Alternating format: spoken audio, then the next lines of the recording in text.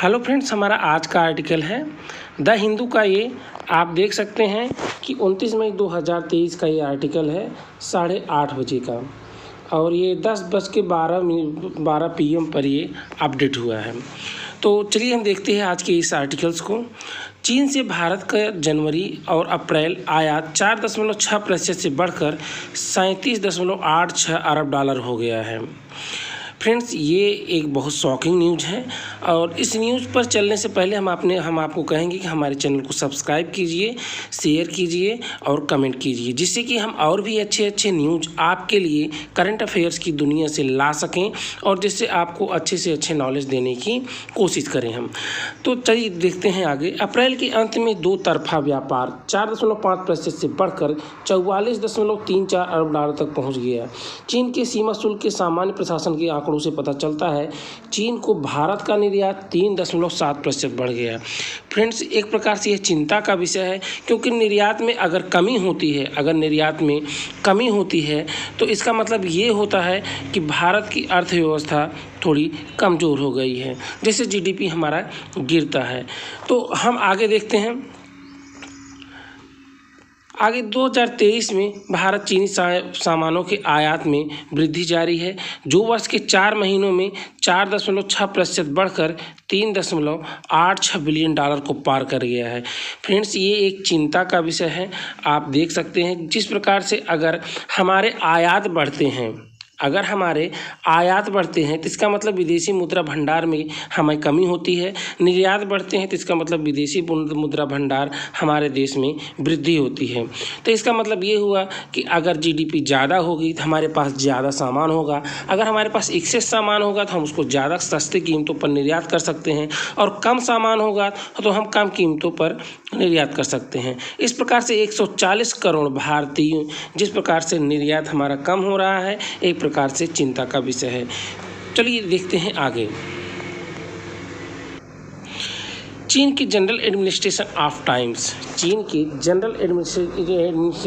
Times के आंकड़ों से पता चलता है कि अप्रैल के अंत में दो तरफा व्यापार साल के पहले की अवधि से 4.5% से चढ़कर 44.34 बिलियन डॉलर तक पहुंच गया था। चीन को भारत का निर्यात भी 3.7% बढ़ा, लेकिन फिर भी द्विपक्षीय व्यापार का एक छोटा हिस्सा था। 2022 में चीन के साथ द्विपक्षीय व्यापार का रिकॉर्ड 135.98 बिलियन डॉलर तक पहुंच गया, जो भारत के आयात में 21% वृद्धि से प्रेरित था। व्यापार घाटा पिछले साल पहली बार 100 अरब डॉलर को पार कर गया। फ्रेंड्स, ऐसा होता है कि कोई एक व्यापार घाटा में करेंट अकाउंट होता है और एक कैपिटल अकाउंट होता है। इसका मतलब ये होता है, अगर करेंट अकाउंट ये होता है कि जो हाल के लेन देन होता है उसमें आपका व्यापार घाटा या आयात निर्यात से कितना ज़्यादा है, या निर्यात अगर आयात से ज़्यादा होता है तो इसका मतलब आप जो है कि व्यापार घाटे में नहीं हैं, करंट व्यापार घाटा आपका नहीं है। अगर आयात ज़्यादा होता है, निर्यात कम होता है, तो इसका मतलब आपका व्यापार घाटा होता है। विश्लेषकों ने यह कहा है कि चीनी सामानों के आयात में निरंतर वृद्धि ने एक तस्वीर पेश की जो भारतीय उद्योग के लिए आवश्यक मध्यवर्ती वस्तुओं की मांग को उजागर करती है। साथ ही चीन से सोर्सिंग पर निर्भरता नई दिल्ली के लिए चिंताजनक राजनीतिक संबंधों के बीच एक चिंता का विषय है।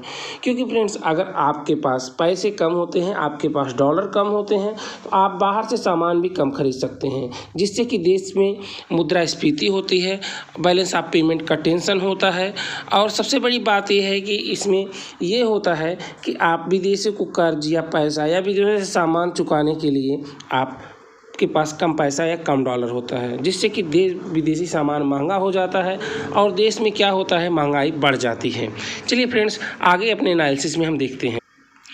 हाल के वर्षों में चीन से भारत के सबसे बड़े आयात में सक्रिय दवा सामग्री है, रसायन है, विद्युत और यांत्रिक मशीनरी है, ऑटो घटक और चिकित्सा आपूर्ति भी इसमें शामिल है।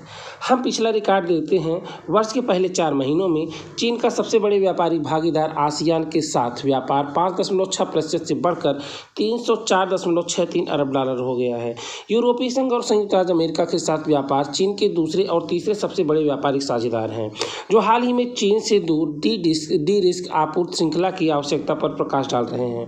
हालांकि गिरावट देखी गई है, जबकि यूरोपीय संघ के साथ व्यापार 3.5% से घटकर 262.53 बिलियन डॉलर हो गया है, जबकि अमेरिका के साथ यह 11.2% से घटकर 217.92 डॉलर हो गया है। फ्रेंड्स, यह चिंता का विषय इसलिए भी है क्योंकि जहां पर पश्चिमी देश चीन पर अपनी निर्भरता को कम कर रहे हैं, वहीं भारत अपनी निर्भरता चीन के ऊपर बढ़ा रहा है।